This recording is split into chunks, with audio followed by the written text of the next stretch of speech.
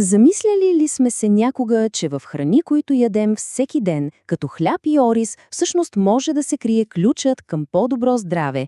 Днес ще разкрием една проста, но изключително мощна тайна, скрита в нашата чиния. Хайде да видим как малките избори могат да донесат наистина големи ползи.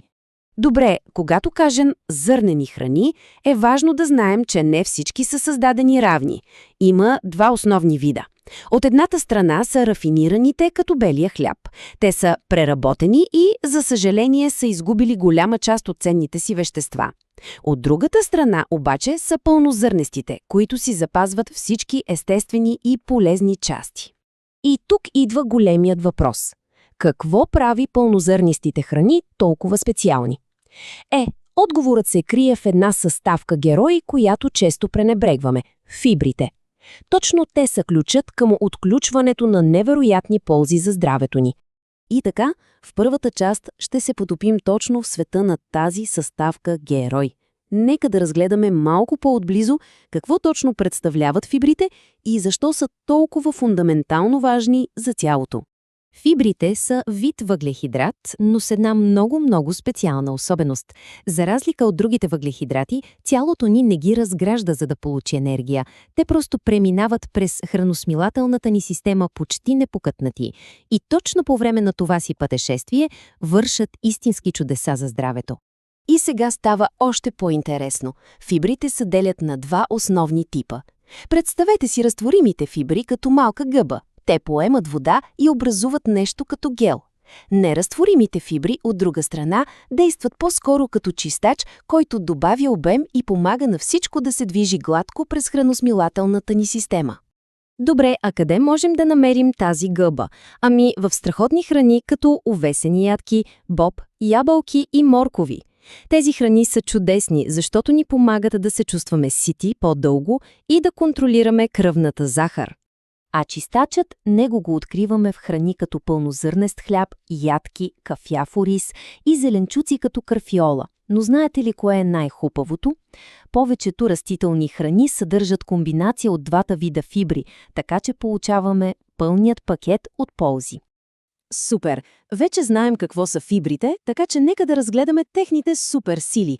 Първата е наистина впечатляваща – способността им да поддържат кръвната ни захар стабилна. Това е абсолютно ключово за енергията ни през целия ден и за цялостното ни здраве. Но как точно се случва това? Как е възможно нещо, което дори не храносмилваме, да окаже толкова голямо влияние върху кръвната ни захар? Процесът е изключително елегантен. Когато ядем храна, богата на разтворими фибри, те образуват нещо като гелообразна предпазна мрежа в стомаха. Тази мрежа действа като филтър и забавя усвояването на захарта в кръвта. А резултатът? Енергията се освобождава плавно, без резките скокове и спадове на кръвната захар. Освен контрола на кръвната захар, фибрите притежават и втора, също толкова важна суперсила. Те са истински пазители на сърцето. Нека да видим как точно помагат за поддържането на сърдечно-съдовата ни система здрава. Отново се връщаме към нашата аналогия с гъбата. Но този път си представете, че тя не попива вода, а нещо друго – лошия холестерол, който може да навреди на артериите ни. Механизмът е удивително прост. Разтворимите фибри буквално се хващат за частиците лош холестерол в червата и вместо да бъдат абсорбирани обратно в кръвта, те ги извеждат от тялото. Ето така, по един напълно естествен път, те помагат за намаляване на нивата на лошият холестерол. Добре, видяхме колко мощни могат да бъдат фибрите.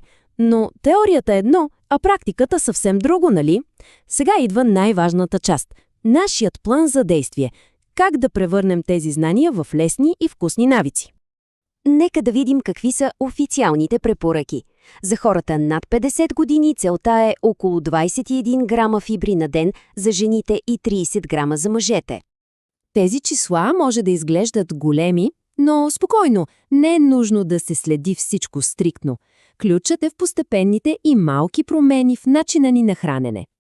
Ето няколко лесни идеи, с които може да се започне веднага. Да се замени белият хляб с пълнозърнест, да се избере кафяв ориз пред бял. Денят може да започне с купа овесени ядки. Добавянето на боб или леща към салати и супи също помага. Всяка от тези малки стъпки допринася за голямата цел. И един много важен съвет. Ако човек не е свикнал да яде много фибри, количеството им трябва да се увеличава постепенно.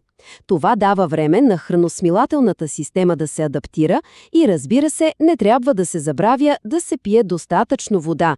Фибрите работят най-добре, когато абсорбират течности. В крайна сметка, силата е в малките стъпки. Не са нужни и драстични диети или някакви големи жертви. Една малка, осъзната промяна в чинията всеки ден може да доведе до огромна разлика за здравето ни в дългосрочен план. Остава въпроса, коя малка промяна може да се направи още днес?